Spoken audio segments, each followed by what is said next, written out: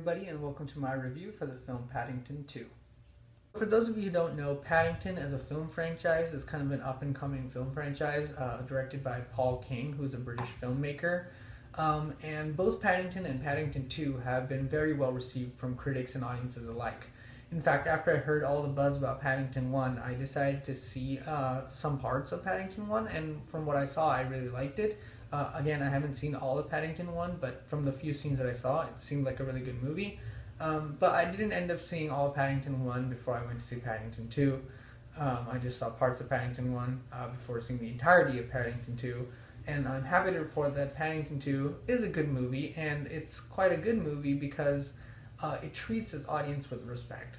This is something I talked a little bit about in my Coco review too, is that kids' movies are really important. I think it's one of the most important pieces of cinema, and it's really important for a filmmaker to make good kids' movies and show, that they have respect for their audiences, even if that audience is comprised of just children.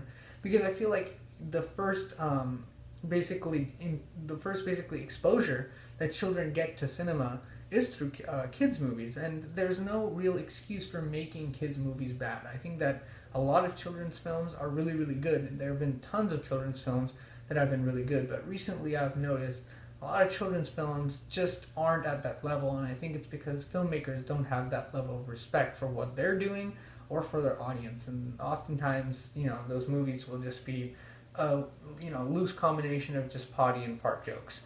But I think Paddington 2 is different, so let's get into why. One thing I really like about Paddington 2 is kind of how good-natured, sweet, and charming it is, and I think that it kind of gets this vibe because of its characters, who are so likable in this film. I think that when you watch a lot of kids' movies, a lot of the characters are really annoying, but in this movie, that never actually happens, even though you have, a CGI talking animal, which you've known in the past has often been one of the most annoying characters in kids' movies.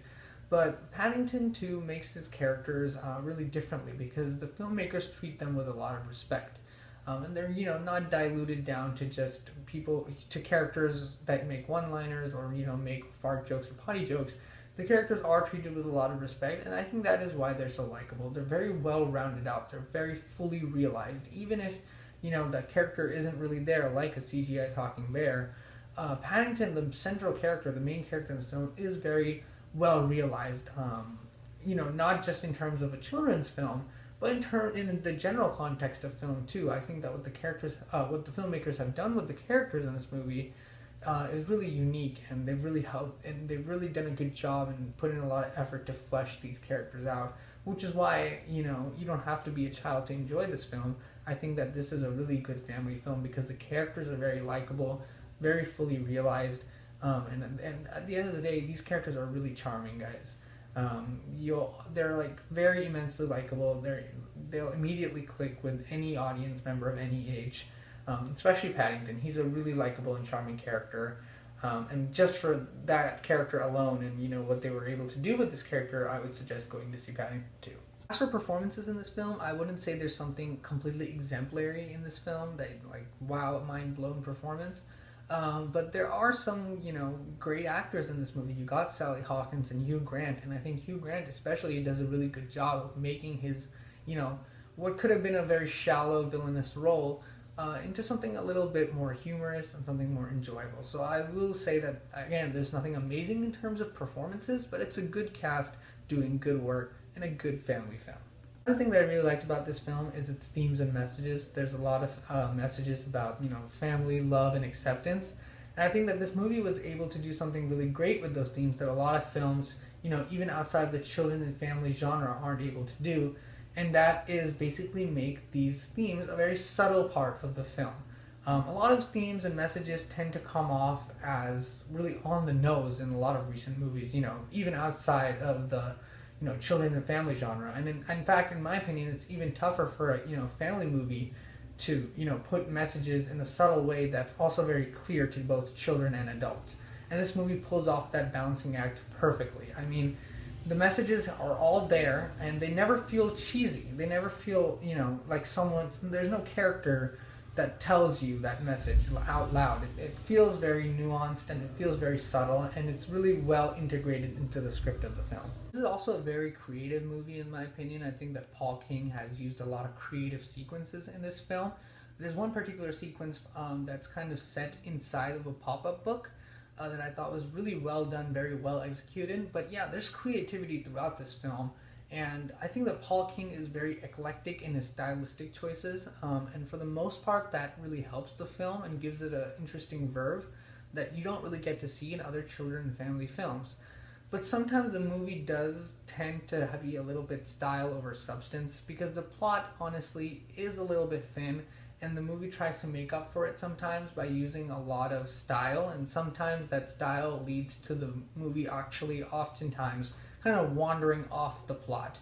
But I can't really complain because the style here is really good, and he uses a lot of different types of styles to tell the story. And even when the plot does slightly, wander off, those scenes are really well done and very well executed, and it doesn't really feel like you're going off track that much. So overall, I'm really happy with the way that Paul King was able to, balance that style and, balance all these different kind of styles, even though the plot is a little thin and sometimes the style takes, precedence over the substance of this film. I don't really mind because the style was so well done and it doesn't veer off from the plot that much. It does occasionally a little bit, but never that much where at the point where I'm completely confused as to what's going on. He keeps it really simple, which I liked. So overall, guys, Paddington 2 is a really good movie. It's a good family film to check out, and I think that it doesn't matter what age you are, you're going to enjoy this film, and I think that's why this movie's, gained so much attention. This entire franchise has gained so much attention, because for the first time in many years, we're really seeing a family movie that everyone can enjoy, that isn't, distilled to the typical potty and fart jokes that we're, used to at this point. It's a very good-natured, sweet, charming film that I think everyone will really enjoy, with some great messages. I think that, in terms of script writing, screenwriting, this movie's done a lot of great things just in the larger scope of cinema, and also for children films, is, how to, be able to put in those messages into the script of the film without feeling on the nose. And while I'll say that Paddington 2 doesn't boast kind of that emotional depth that maybe a Pixar film would, I will say that this movie did a better job than a lot of Pixar films in getting its messages across in a way that didn't feel on the nose, and I really appreciated that about this film. So guys, be sure to check out Paddington 2. It's a good family film. And thanks for watching, and be sure to like, comment, and subscribe, and I'll see you guys in the next video.